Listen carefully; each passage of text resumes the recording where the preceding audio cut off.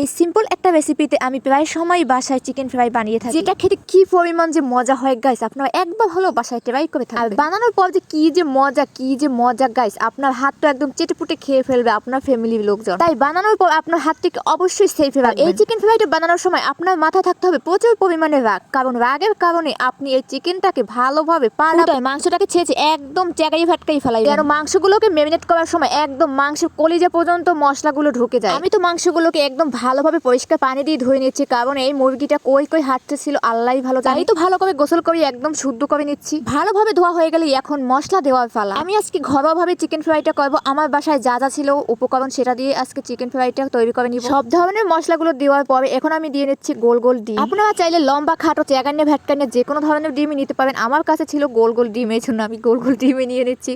তো গাইস মজা করলাম একটু আপনাদের সাথে। এখন একদম মাংসগুলোকে ভালোভাবে মশলার সাথে মাখিয়ে নিব। পরে আধা ঘন্টার জন্য ম্যারিনেট করে রেখে দেওয়ার পালা। এবং ভাজার আগে আমি মাংসগুলোর সাথে চালের গুঁড়া মিক্স করে নিচ্ছি। চালের গুঁড়া অ্যাড করার কারণে মাংসগুলো ভাজার পরে একদম ক্রিস্পি হয়, যেটা আসলে আটা দিলে হয় না। চাইলে তো আটা দিয়েও করতে পারেন। আমার কাছে চালের গুঁড়াটা ভালো মনে হচ্ছিল, তাই আমি চালের গুঁড়াটা মিক্স করে নিয়েছি। তো গাইস মাংসগুলো কেমন মাখো হয়ে গেছে। চালের গুঁড়া আটা যাই বলেন না কেন, এগুলো না দিয়েও ভাজা যায়। এইসব চালের গুঁড়া অথবা আটা যদি আপনার বাসায় থাকে তাহলে অবশ্যই দিয়ে নেবেন, কারণ এই চালের গুঁড়া অ্যাড করার কারণে যে এই মাংসগুলো খেতে এত পরিমাণে মজা গাইস কি আর বলবো। এই সিম্পল উপকরণে চিকেন ফ্রাই তৈরি করা একদম দোকানকেও হার মানাবে। আপনার ফ্যামিলির লোকজনদেরকে যদি আপনি এভাবে ঘরোয়াভাবে চিকেন ফ্রাই তৈরি করে খাওয়ান, তাহলে আপনার পিছনে সারাদিন ঘুর করে বেড়াবে এই চিকেন ফ্রাইটা খাওয়ার জন্য। আমি তো চিকেন ফ্রাই গুলোকে একদম লাল করে ভেজে নিচ্ছি। দেখো গাইস কালারটা যে কি সুন্দর আসছে, যেটা দেখলেই খেতে ইচ্ছে করে। আমি তো সবগুলো মাংস এভাবে লাল করে ভেজে উঠিয়ে নিয়েছি, এবং চিকেন ফ্রাই গুলো কত সুন্দর একদম ক্রিস্পি হয়েছে, এবং যেটা আমরা বাসার সবাই অনেক মজা করে খেয়েছি। জাস্ট দেখো একবার, দেখলেই কিন্তু বোঝা যায় যে কতটা মজা হয়েছে। তো আজকের ভিডিও এখানেই শেষ। আল্লাহ হাফেজ।